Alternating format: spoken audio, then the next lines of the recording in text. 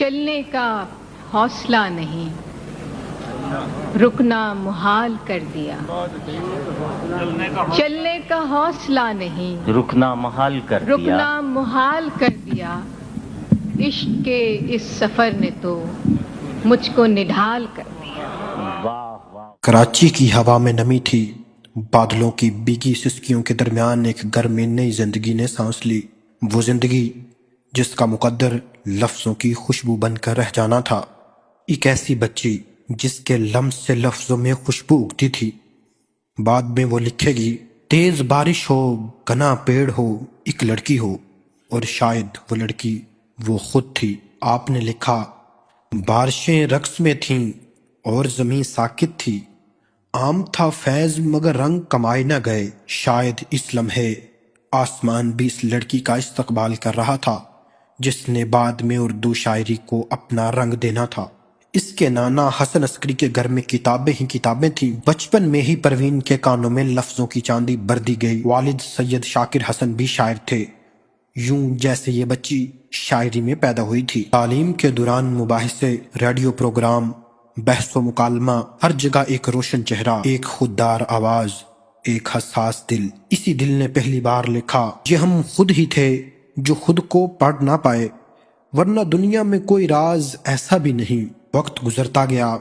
परवीन शाकिर अब एक संजीदा, बावकार, नहायत बारीक हंस रखने वाली नौजवान लड़की है। अंग्रेजी अदब में ग्रेजुएशन, फिर एमए और दर्स व तदरीस के शोबे में कदम, और फिर 1976 में उनकी पहली किताब खुशबू शाया हुई और उर्दू अदब जैसे ठिठक कर रह गया। इसने गजल को औरत की खुशबू दे दी, औरत को गजल की जुबान दे दी।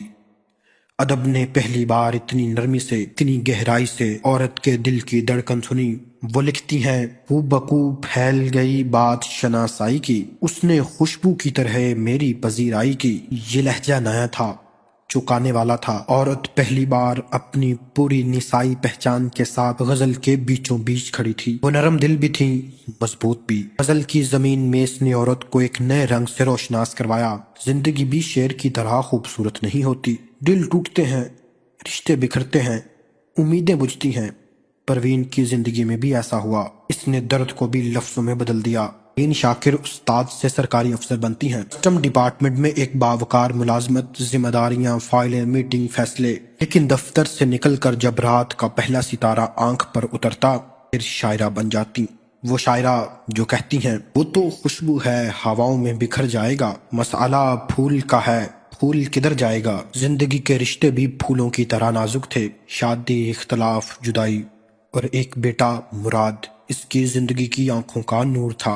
अदब में इसकी रहनुमाई अहमद नदीम कासमी के हाथों हुई। रसाला फनून इसके कलाम का मुस्तकिल घर बन गया। जहाँ जहाँ गजल पढ़ी जाती थी, वहाँ वहाँ परवीन शाकिर एक नई शनाख्त बनकर उभरी। खुशबू, सदबर्ग, खुद कलामी, अनकार, कैफे आईना, एक एक किताब जैसे इसकी रूह का वर्क थी। इसकी शायरी का रंग वक्त के साथ बदलता है। शोखी कम, दर्द ज्यादा, जज्बात पुख्ता और लहजा खामोश मगर गहरा। वो लिखती हैं, याद क्या आएंगे वो लोग जो आए न गए, क्या पजीराई हो उनकी जो बुलाए न गए।